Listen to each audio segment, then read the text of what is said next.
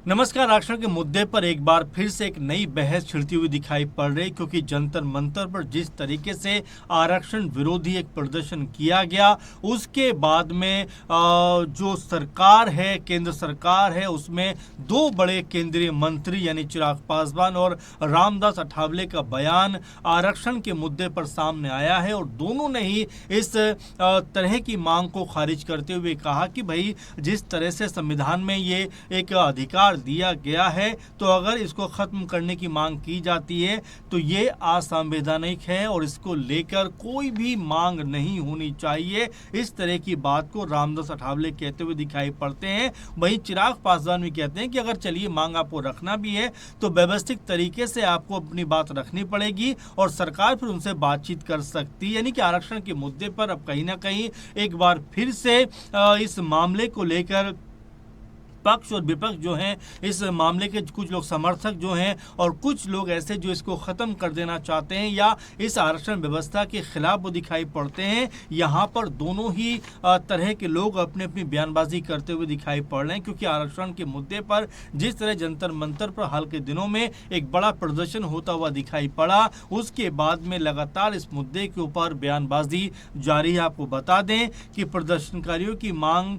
जिस तरह से निकलकर सामने आई थी कि सरकारी मदद और आरक्षण के लिए पात्रता तय करने में जाति के बजाय आर्थिक आधार को प्राथमिकता दी जाए। ये जो प्रदर्शन कर रहे थे उन लोगों की ये मांग थी कि भाई, सरकारी मदद और आरक्षण जो है वो ऐसे लोगों को दिया जाए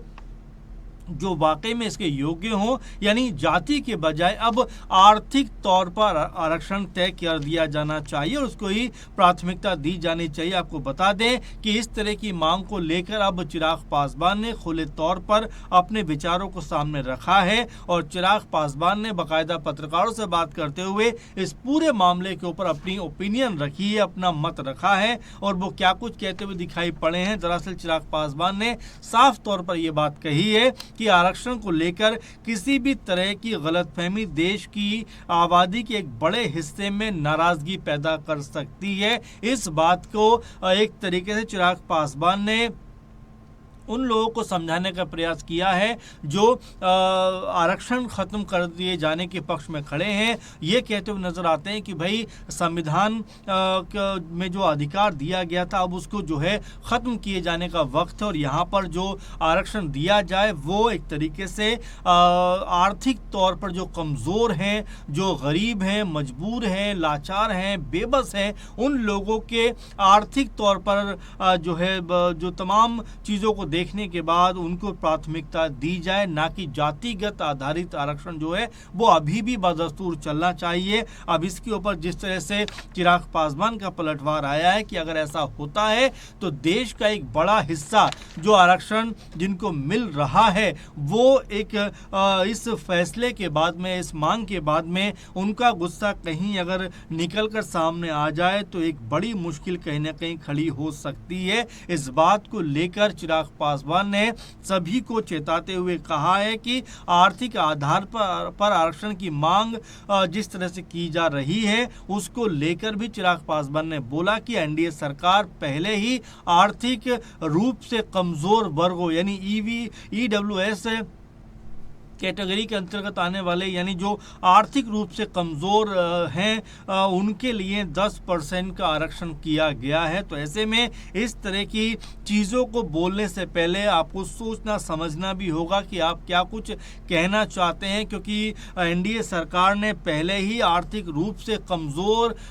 जो है लोगों के लिए 10% का ईडब्ल्यूएस एक सिस्टम डेवलप कर दिया है। कमज़ोर वर्गों के लिए इस सिस्टम को डेवलप करके उनको 10% का आरक्षण दिया जा रहा है, यानी ये व्यवस्था लागू है। अब इसी मामले के ऊपर जिस तरह चिराग पासवान ने मजबूत होकर अपना पक्ष रखा, तो इसके ऊपर अब रामदास अठावले भी यहाँ पर अपनी बात को कहते हुए नजर आते हैं और रामदास अठावले ने बाकायदा प्रेस कॉन्फ्रेंस करके इस मुद्दे के ऊपर बात की और कहा कि कुछ लोग आरक्षण खत्म करने की मांग कर रहे थे, जबकि अन्य इसे खत्म करने के लिए सोशल मीडिया पर भी अभियान चला रहे थे। यानी उन्होंने कहा कुछ लोग जो है धरना कर रहे थे, प्रदर्शन कर रहे थे जंतर मंतर पर, तो बहुत सारे लोग सोशल मीडिया के जरिए भी आरक्षण को खत्म किए जाने की लगातार कोशिशें करते हुए दिखाई पड़ रहे थे। उन्होंने आगे कहा कि जंतर मंतर पर प्रदर्शन कर रहे कुछ लोगों ने आरक्षण खत्म करने की मांग की, इसके साथ ही बहुत सारे लोग उनका सहयोग करते हुए नजर आए। वो कहते हैं कि आरक्षण को खत्म नहीं किया जा सकता क्योंकि ये हमारा संवैधानिक अधिकार है। ये रामदास अठावले केंद्रीय मंत्री यहाँ पर अपना बयान देते हुए दिखाई पड़ते हैं कि अगर आरक्षण को खत्म करने की मुहिम चलाई जाती है तो ये असंवैधानिक है, इसका कोई भी आधार नहीं है क्योंकि संविधान में जो है आरक्षण की व्यवस्था की गई है, इसलिए ये हमारा संवैधानिक अधिकार है। रामदास अठावले इस तरह का बयान यहाँ पर देते हुए दिखाई पड़ते हैं। वो कहते हैं कि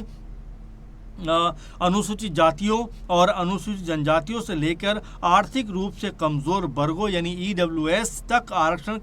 के विस्तार का जिक्र करते हुए अठावले कहते हैं कि इस व्यवस्था को खत्म करने की मांग में कोई दम नहीं क्योंकि सभी जरूरतमंद समूह को इन आरक्षण व्यवस्था से फायदा हो रहा है, इसलिए इस तरह की बात को करना, इस तरह के जिक्र को करना कहीं से भी इसका कोई औचित्य नहीं बनता है। तो ऐसे में एक बड़ा सवाल जिस तरह से उभर कर सामने आया और जिस तरह से जंतर मंतर पर तमाम लोगों ने इस बात को धरने के जरिए रखा कि भाई अब आरक्षण जो है खत्म कर दिया जाना चाहिए, आरक्षण अब ऐसे लोगों को मिलना चाहिए जिनको वाकई में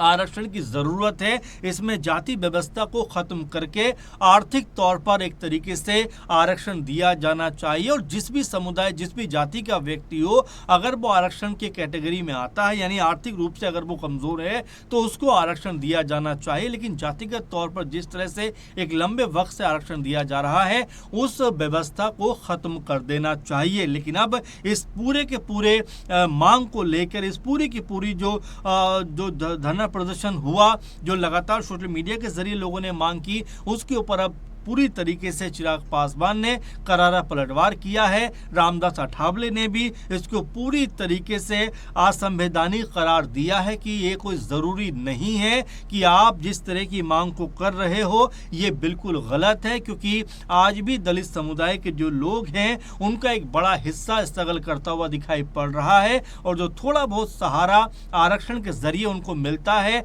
उसको भी ख़त्म किए जाने की मांग कहीं से भी वाजिब नहीं है। बल्कि चिराग पासवान और रामदास अठावले तो यहाँ तक कहते हैं कि जो भी आर्थिक रूप से कमजोर वर्ग हैं उनके लिए 10% की व्यवस्था आरक्षण की एनडीए सरकार में कर दी गई है और ईडब्ल्यूएस के तहत आने वाले